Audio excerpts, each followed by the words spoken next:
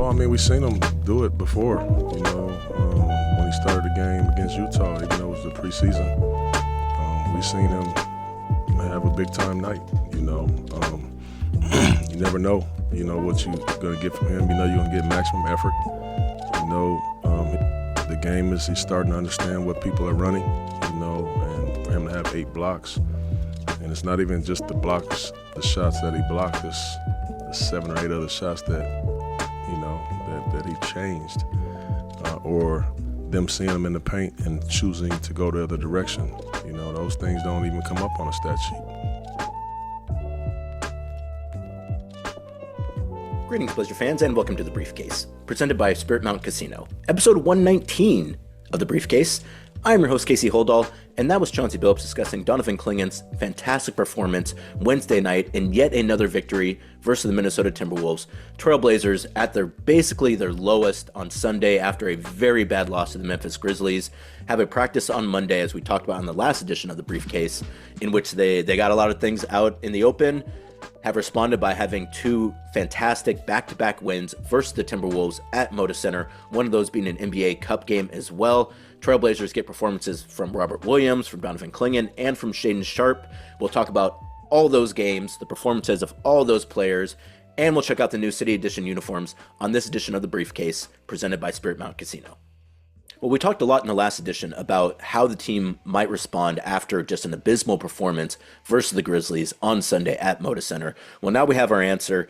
They came back and played 2 phenomenal games on Tuesday and Wednesday, getting victories in both those games versus the Timberwolves, a team that many people expect might be the team that comes out of the West this year. Trailblazers winning both of those games, and I wouldn't say going away necessarily, but comfortable wins in both those games. On Tuesday, Trailblazers win 122-108. As I mentioned, a great bounce-back win after really kind of one of the low points, I would say, in the last couple of years for the Trailblazers. And, they've lost a fair amount of games the last couple of years, but I don't recall there being a feeling as kind of down as there was after that game on Sunday. So to bounce back on Tuesday with just a phenomenal performance, I think really you should give a lot of credit to Chauncey Billups and his staff and to the players as well. Whatever discussions they had in their practice on Monday, we heard from Robert Williams, we heard from Toumani Camara, we heard from Donovan Clingan after practice on Monday. They must have kind of got out what they needed to say. And, sometimes, if you can just have that clearing of the air, it does sometimes spark a run the team goes on, or at least a stretch of better play. And we're absolutely seeing that as of right now from the Trailblazers. They went from having the worst 3-point percentage in a game in the NBA this season versus the Grizzlies to the best 3-point percentage in a game Tuesday night versus the Timberwolves to get that win. A fantastic game from Robert Williams in that one as well. Robert Williams coming off the bench, first time playing in front of the Moda Center crowd this season, was absolutely dominant. Went 9 of 10 from the field for 19 points, 9 rebounds, 3 assists, 3 steals, and 3 blocks in 25 minutes. Robert Williams doing everything you expect a guy like Robert Williams to do. I think probably Rob's return also, probably had a lot to do with kind of clearing some of the air in the locker room as well. Rob's a guy, he's honest. When Robert talks, people listen. And so I think, not only, do you get that from Rob from a locker room perspective, but when he's playing as well as he played in that game versus the Timberwolves, it gives a different quality and a different weight to his words. And I thought that, Robert really carried the team in that victory. He was great in the loss to the Timberwolves in Minneapolis a few days before. Came back, didn't really play in the Grizzlies game, if I'm not mistaken, and then came out and had just a phenomenal performance versus the Timberwolves in that 122-108 victory. An NBA Cup victory for the Trailblazers. Trailblazers actually at the top of the NBA Cup standings right now, at least in the West. We'll talk about that here in a minute. But really a game that put Portland on the right path. The exact kind of response they needed to have after that game on Sunday. You also had Shaedon Sharpe getting the start in place of Denny Advia, and you had DeAndre Ayton sitting out the game with a finger injury. Donovan Clingan getting the start in his place as well. And so you kind of had some changes to the lineup. Anthony Simons has a chest issue early on in the game versus Timberwolves. The first game versus Timberwolves doesn't play after the first 5 minutes. Did not play in the second game versus the Timberwolves. Not entirely sure what the nature of that injury is, but I would expect that Ant's maybe going to be out for a little bit here. So no Ant, no DeAndre. And then in the second game, no Robert Williams. Trailblazers able to do it once again.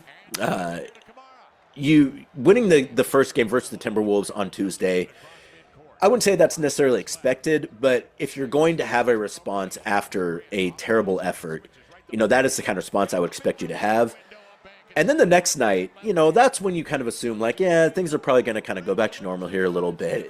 Particularly after you beat a team like the Timberwolves, again, not handily. 122-108 isn't a blowout, but a comfortable victory for the Trailblazers. You kind of assume, particularly with the game the next night, also at Moda Center, that the Timberwolves are going to come out and maybe put it to you a little bit. Not the case at all. The Trailblazers actually maybe even better in that second game, winning that game 106-98 Wednesday night. Donovan Clingan putting on an absolute clinic defensively, exactly what you hope to see out of Donovan Clingan this season. 17 points on 6 of 10 shooting, 12 rebounds, 6 on the offensive board, 6 on the defensive board, and 8 blocks in 31 minutes. So 31 minutes might be the most impressive part for Donovan. Obviously, as a young player, as a 7'3" guy, fitness is something that he's still working on. So for him to come in after basically averaging 15 minutes a game and play 31 minutes in a very difficult game versus a team in the Timberwolves that has lots of great players. Obviously, you got Rudy Gobert, Naz Reid, and Julius Randle as all bigs that are very good bigs you have to contend with in that game. For Donovan to play as well as he did in that one, I think really makes you feel good about kind of his progression. And I mean, I imagine you probably already felt good about that pick anyways, but if you didn't before the game Wednesday night versus the Timberwolves, you absolutely have to feel great about it now. Donovan Clingan, our Pure staff put together a bunch of great stats from that one. Just I wouldn't say a historic performance, but a incredibly dynamic performance. Just the 8th rookie in NBA history to put up at least 17 points, at least 12 rebounds, and at least 8 blocks in a game. The players he joins that have done that: Ralph Sampson, Hakeem Olajuwon, David Robinson, Shaquille O'Neal, Alonzo Mourning, Tim Duncan, and Victor Wembanyama.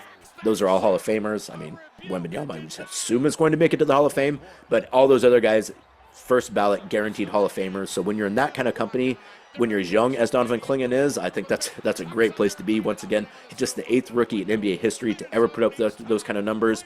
He was also the first player in franchise history to record 17-plus points, 12-plus rebounds, and 8-plus blocks in a game, at least for a rookie. Or actually, he might have been the first player to do... No, he was just the first player to do that, period, not even as a rookie.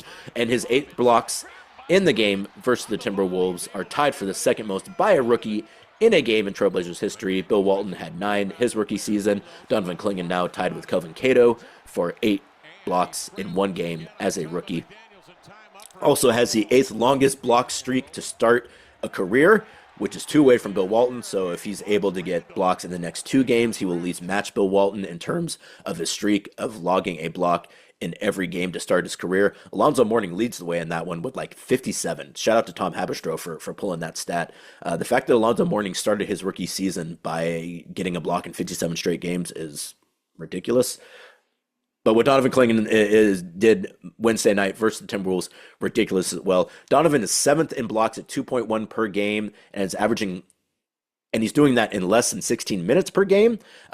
Per 36 minutes, he's number 1 in the NBA at 4.7 blocks per 36 minutes. Wembanyama is right behind him at 4.4. But really, the notion of Donovan Clingan as the rim protecting, paint locking down center, to start his career is already coming to fruition. I think we saw in that Timberwolves game that, Timberwolves shot worse than 40% from the field in that game. And I think a lot of the reason why, obviously you have Donovan blocking 8 shots, that makes a big difference.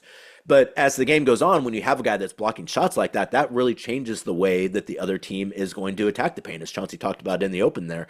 And so not only are you getting the blocks from Donovan, but you're also getting the subsequent consideration that the offense is having to make every single time they go into the paint with Donovan in there. And I think we saw, particularly in the second half, the Timberwolves were taking different shots and trying to get to the rim differently. And heck, we've seen that as Blazer fans, like particularly against the Timberwolves. Like Rudy has had some great games against Portland throughout the years.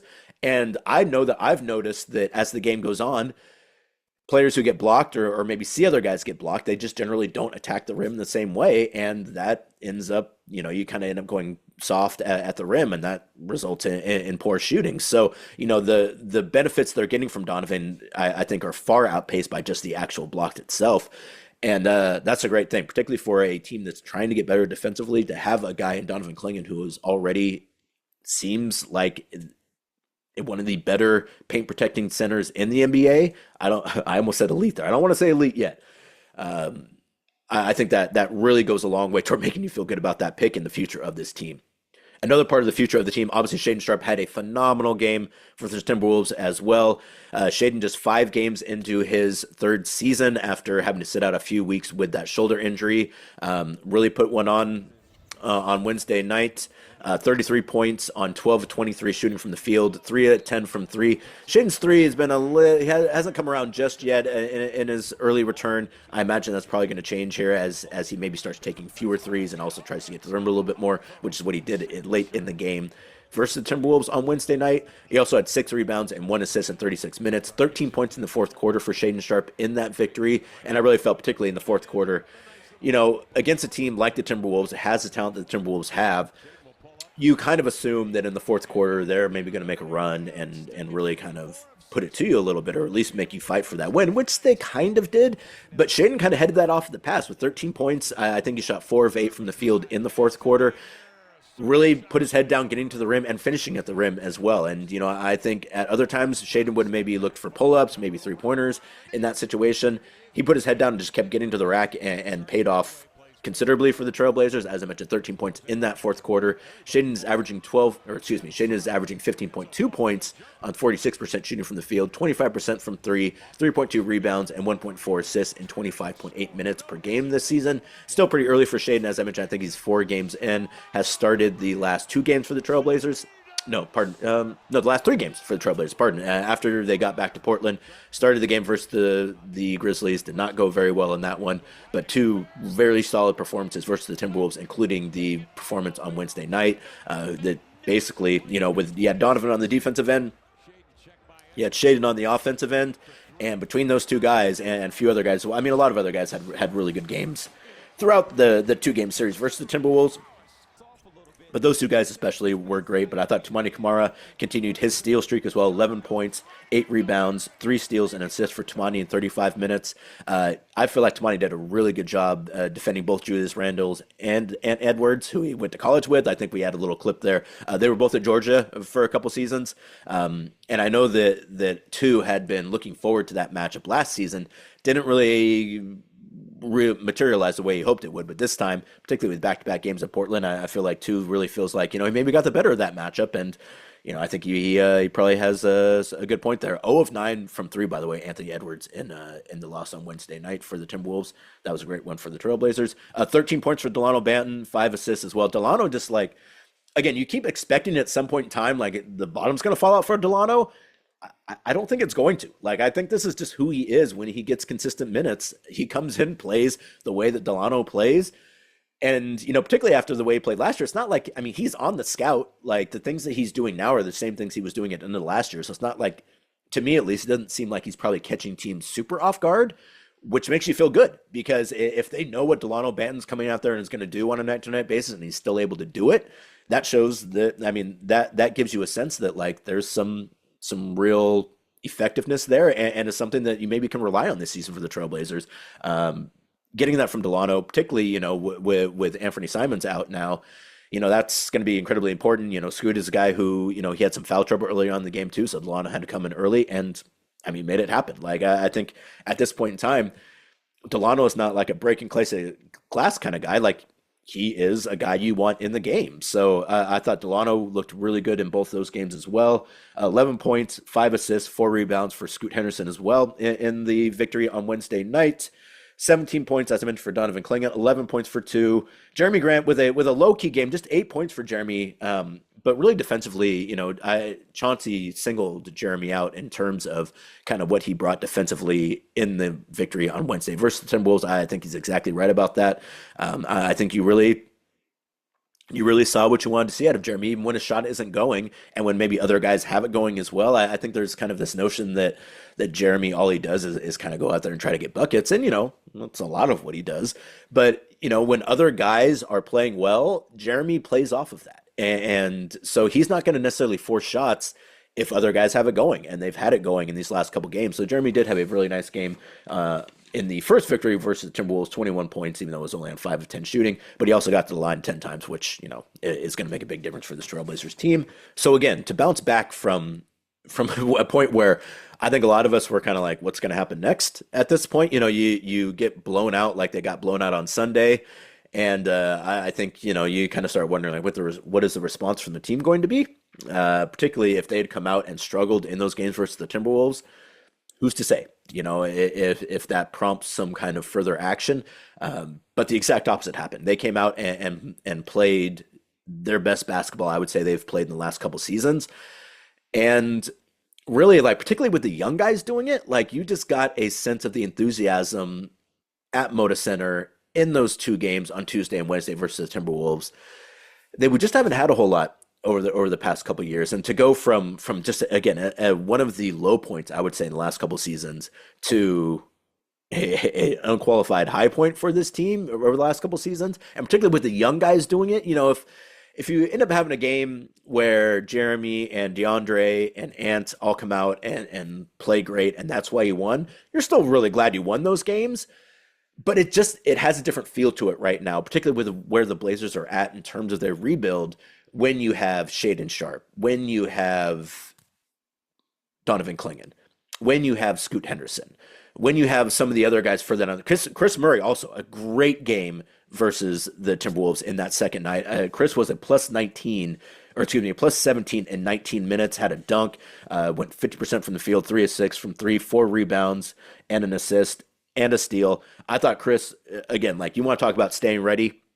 Chris was ready to play in that game. Gave Chauncey some fantastic minutes. I was really impressed with what Chris was able to do in that game, and really kind of made a difference for him in that game. And Denny Advia as well. Really good game in the first game versus the Timberwolves. 17 points, 5 assists, 4 rebounds, a block, and a steal in 25 minutes off the bench. I think probably Denny's best game as a Blazer. And I think he's starting to kind of settle in a little bit. He's coming off the bench now, and I thought he, in his post-game comments after the victory on Tuesday, I thought he was really honest. So he's like, look, man, no one ever likes getting benched. Like, when Chauncey sat me down, it's like, not like I was happy about it, but like, I understand. Like, and until like my kind of shot comes around a little bit, I get it. And so, to have him coming off the bench in that game on Tuesday, I think goes a long way again towards like kind of seeing kind of some of the idea of what this team is going to be going forward. I didn't have as great of a game on Wednesday night versus the Timberwolves, but did enough to help the team. And again, I feel like just kind of settling in a little bit there as well. So to have a game that you won because of the defense from your rookie center, the offense from your third year guard, and a bench performance as well. The other thing about that game too, on Wednesday night versus the Timberwolves, only one player in the starting lineup was a positive or in the plus minus, and Donovan with the plus 15. Everyone else in the starting lineup was in the negative. Everyone off the bench except for the kind of the quick minutes that both Rion and Jabari played were plus. So you had Duop was a plus 2, Banton was a plus 19, which again, that's Delano's game right now, coming in and kind of instant offense, instant energy. Plus 15 for Denny Advia, and then plus 17 for Chris Murray as well. So, they really got it from the bench as well, even though you kind of really focused on what Shaedon and Donovan did in that game. They got great performance from the bench as well, which again, like, it's one thing if you're veteran guys, your starters come out and play great, and that's why you won. It just takes it down a different feel and gives you a different level of enthusiasm and hope for kind of what might be next when you have your young players step up and really make those things happen. So, again, to go from as low as they were on Sunday to as high as they are now after wins on Tuesday and Wednesday, a great response. That can obviously go a couple different ways. Sometimes that response is not positive. And I think we saw that again, whatever they talked about in that practice on Monday, whatever was said, whatever kind of discussions were had, whatever truths were told, it certainly worked because they've responded with 2 very good victories. And now, with 3 days off, maybe a chance to get back in the gym, kind of work on a few things that they need to tighten up with a game on Sunday versus the Hawks before heading out for another road trip, a very difficult road trip. So some time to get in some practice, some time to maybe sit down and maybe have a few more conversations about some of the things they could do better, both on the court and maybe even in the locker room and interpersonally as well. And maybe we'll kind of see this team again. I don't think they're gonna like shoot out the gate or anything, but like just playing a better brand of basketball, win or lose, is is something I think that is a reasonable expectation at this point. And I think, again, particularly in relationship to where they were at the start of the week, feels pretty good to be here at the end of the week. And when the Trailblazers come back from that road trip, it'll be Thanksgiving. And if you don't have any plans yet for Thanksgiving, consider celebrating at Spirit Mountain Casino. Celebrate the Thanksgiving season with various dining options throughout Spirit Mountain Casino. Indulge in the hearty gobbler sub at the Rock Creek Grill, or savor the tender chicken and waffles at the Mountain View Sports Bar. If you have an appetite for all things cozy, Spirit Mountain Casino is a special place for you. I love the idea of going somewhere for a holiday. Particularly as you get older and kind of people are all over the place. Like to have somewhere to go that someone doesn't have to cook for 2 days in order to have an event. I love that about Thanksgiving, but it's also nice to kind of give yourself a break and do something with the family where maybe you're able to enjoy it as well. So, you don't have to do tons and tons of cooking. Consider going to Spirit Mountain Casino for that. I think that would be a great way to spend the holiday. Take the family, play some games, have some meals. It's a great time. Maybe even stay at Spirit Mountain for the night too. Give yourself since most people have Thursday and Friday off, maybe just roll it into a long weekend at Spirit Mountain Casino. So if you don't have anything, if you have no plans for Thanksgiving just yet, consider the folks at Spirit Mountain Casino. Elevate your game. As I mentioned, the first game versus the Timberwolves on Tuesday was an NBA Cup game. Trailblazers winning that game with a 14-point differential, which means that they are in first place in the Western Conference in the NBA Cup. Granted, it's only one game in, but still, they already beat the best team in their group in their first game in order to take the catbird seat in the Western Conference, or at least in Group A at the NBA Cup. Point differential is important in the NBA Cup with so many teams that are going to be tied with their records after group play. It's always basically going to come down to point differential at some point in time or another. So the Trailblazers winning that first game versus Timberwolves by 14 points really puts them in a good spot going into the rest of their group stage play. They'll play their next game in the NBA Cup on this road trip at Rockets on November 21st, which is the first game of the back-to-back. Same situation except for they're not going to be at home, that they got versus the Timberwolves. Then they'll host the Kings on November 28th in their third NBA Cup group stage game. And then finally, they'll finish off with the Clippers, a team that they've already beaten in Los Angeles, at Los Angeles, December 3rd. So once again, at Rockets on November 22nd, versus Kings on November 28th, at Clippers on December 3rd. And at that point in time, after those games, we'll know perhaps the Trailblazers are moving on to play in Las Vegas. If not, they'll end up having a couple games added to their schedule, one at home, one on the road. But again, I think at this point, getting to Vegas at least, I think is a reasonable expectation for this team. I mean, you already beat the best team in the Timberwolves. The Rockets have been good this year, but I feel like that's definitely a game that, if Portland plays as well versus the Rockets as they played versus the Timberwolves. Now, granted, it's on the road, so more difficult. But if that's the case, they could absolutely beat the Rockets. They've already beaten the Clippers, as I mentioned, in LA. They just need to do that again. Now, doing it twice in a row, that can be a little bit difficult too. But you did it. So so if nothing else, it can be done. And then you have the Kings too, which they lost fairly handily to the Kings in Sacramento in one of the earlier season games. But again, I think that's another game too where very reasonable to expect Portland to come out and be competitive in that one. So, and you don't probably have to go undefeated in order to come out of the West Group A. And there's also the wild card option as well. The way it works is the 3 group winners from each conference obviously move on, and then one team from each conference that is the wild card winner, which is the team with the best record and I believe the best point differential as well. That team also gets a wild card spot. So 8 teams move on to tournament play after the group stage. Hopefully the Trailblazers will be one of those teams because as of right now, they are in first place. A good place to be, obviously, after one tournament game. There are going to be some more tournament games on Friday. The Blazers don't have a Friday tournament game this week. Obviously, they have Thursday, Friday, and Saturday off. So we'll see what the standings look like after the Friday games. But either way, Trailblazers taking care of business in their first NBA Cup game versus the Timberwolves, putting themselves in a great spot to potentially advance. We'll have to see how it goes from here on. But I also really appreciate, too, that Chauncey Billups has been so adamant that he really likes the tournament. And I think that kind of the players pick up on that as well. And again, I think it's a fun thing. Like the court looked great. Like it's not the greatest thing in the world, but I think it's been an unqualified success. And I think that as it's starting to pick up, I think there's more and more interest in it as well. So it'd be great to go to Vegas. I would love to get a trip to Vegas in December. that would be fantastic. So for the Blazers, for you guys, and for myself, all hoping for some more wins here in the NBA Cup. As I mentioned, next NBA Cup game for the Trailblazers, not until the 22nd at the Rockets. First game of that back-to-back series in that road trip. Hopefully able to get that one as well. And if they're able to get that one, then I think you maybe start looking at tickets and accommodations to consider perhaps if you're going to want to make a trip to Las Vegas. Never a bad idea to make a trip to Las Vegas, in my personal opinion anyways, though Spirit Mountain Casino takes care of a lot of those things for you as it is, just right here in town, or at least just down the road in Grand Ronde.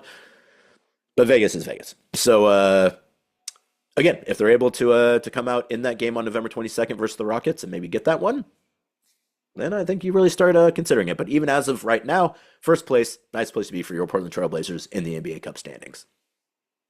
Well, even though they leaked months and months ago in this year's, I mean, the jerseys always leak because of NBA 2K. But like this year, I feel like they didn't even try to keep them from leaking. But you still have to have a launch. And it's been a pretty good launch for the Trailblazers as well. Their 2024 City Edition jerseys released on Thursday. I'm going to do some press release reading here. Trailblazers have unveiled the organization's 2024-25 NBA City Edition uniform, honoring the beauty and spirit of the Pacific Northwest while blending classic plaid heritage with a contemporary flair. The black jersey blends a modern plaid design with white plaid word marks and numbers that evoke the snowy peaks of the iconic Mount Hood. Mount Hood is iconic, that's true. Subtle nods to the legendary Oregon Peak can be found throughout the shorts, tying the entire look together. This year's Nike NBA City Edition uniform apparel collection embodies the rugged beauty of the Pacific Northwest, reflecting the natural landmarks and resilient spirit that makes the region iconic. The silhouette of Mount Hood is prominently displayed on the uniform and is a tribute to the place we call home and the deep bond between Rip City and nature. Inspired by the Pacific Northwest's stunning landscapes, the uniform features Pacific Northwest-themed belt buckle, classy tone-on-tone red seam taping, and quote-unquote Pacific Northwest lettering, and the silhouette of the majestic Mount Hood on one side of the shorts. Additional details include the coordinates of Mount Hood below the chalk tag, white plaid accent wings, and the primary pinwheel logo adorning the shorts. This year's City Edition uniform will also include the Brightside Windows jersey patch, as you would expect, along with the Bill Walton tie-dye tribute band. Calling it a tie-dye tribute band is pretty funny because a tribute band is also a thing too, and something that Bill would love. We should have a Bill Walton tribute band, by the way. Someone should get working on that. The uniform will be worn for the first time on Sunday, November 17th, when the Trailblazers take on the Atlanta Hawks. And on Sunday, and this is really cool, fans entering the arena will receive a City Edition themed car air fresheners. Each air freshener will feature an element from the City Edition uniform and the refreshing scent of the Pacific Northwest, giving each fan a touch of the natural beauty represented in this year's uniform. Additionally, fans will have the opportunity to create customizable personal trading cards, courtesy of Brightside Windows, on the concourse. That's really cool too. Getting a little trading card of yourself is always a fun thing. Someone handed me a trading card last year. I can't remember who it was exactly. You're probably a viewer of this podcast. I apologize for not getting your name, but I still have it with me. I love it. It's a fun little trading card. So I would highly recommend making your own trading card on the concourse, thanks to Brightside Windows, before the game versus the Hawks on the 17th. Capture a photo and come see it come to life on a Rip City Runs Deep Pacific Northwest trading card, creating a keepsake that celebrates the region's stunning scenery. Not only do you have the release of the City Edition jerseys, plaid, Mount Hood, kind of the two visual elements there. You're also going to get a fun car air freshener, which I don't know if they maybe smell differently too. I know they have different, they look different. I think they're probably all maybe like pine smell flavored. I don't know, but either way, they're all a little bit different from an artistic perspective, which is really neat. And you can also make your own trading card too. So a fun little rollout of the City Edition jerseys, even though they get leaked early. So like the actual jersey itself, not so much of a surprise. The actual rollout that comes along with it and the associated items and materials and clothing options too. I think sometimes the City Edition clothing merch is actually better than the jerseys themselves, or at least something that I'd be more interested in purchasing than the jersey itself, which is a great thing. So head on down to Moda Center. They'll have those in stock, if not now, at least by the game on the 17th, and some associated merch as well. But you also get a bunch of cool free stuff if you're coming to the game on Sunday versus the Hawks anyways, to celebrate the first time they're going to wear those City Edition jerseys. So if you haven't got your tickets yet for Sunday, particularly with the way the team is playing right now, let's say head on over to trailblazers.com and maybe cop some tickets. All right, before we wrap up this edition of the Briefcase presented by Spirit Mountain Casino, have to get to our betting on the Trailblazers segment. Trailblazers now 7-5-1 versus the spread this season after failing to cover in 3 straight games at San Antonio, at Minnesota, and versus Memphis. Trailblazers have now covered in their last 2 games, as you would probably expect. They were 9-point dogs in the first game versus the Timberwolves, and they won by 14, and then they were 10-point dogs. As I mentioned too, kind of that's what I was implying, is that when you beat a team the first night, that has more talent than you do, you got to kind of expect that the second night they're going to come back and put it to you a little bit, which is why the spread was actually larger in the second night than it was in the first night. Not the case. Trailblazers, not only do they cover the spread, they cover it emphatically. They were 10-point underdogs in the second game versus the Timberwolves, ended up winning that game by 8. And with 5 wins now, the Blazers are 22% of the way to surpassing their season over-under, which is at 22.5 wins after just 16% of the season. So again, with 5 wins, they're 22% of the way to surpassing their season win total, or at least their season win total projection of 22.5 wins after just 16% of the season. So as of right now, they're considerably ahead of schedule in terms of surpassing their win total. I imagine that most of the money probably came in on the under in that bet, at least nationally. But knowing that the Blazers were going out trying to win games this year, so again, they're ahead of schedule right now. And as I've mentioned in previous episodes, they typically, as the season goes on, and kind of things get further and further away, maybe they trail off a little bit.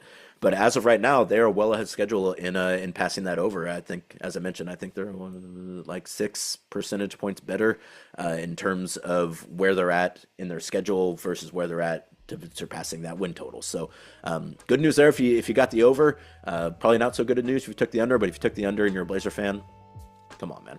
Don't do that. That's like betting the don't pass line in craps. That's a jerk move.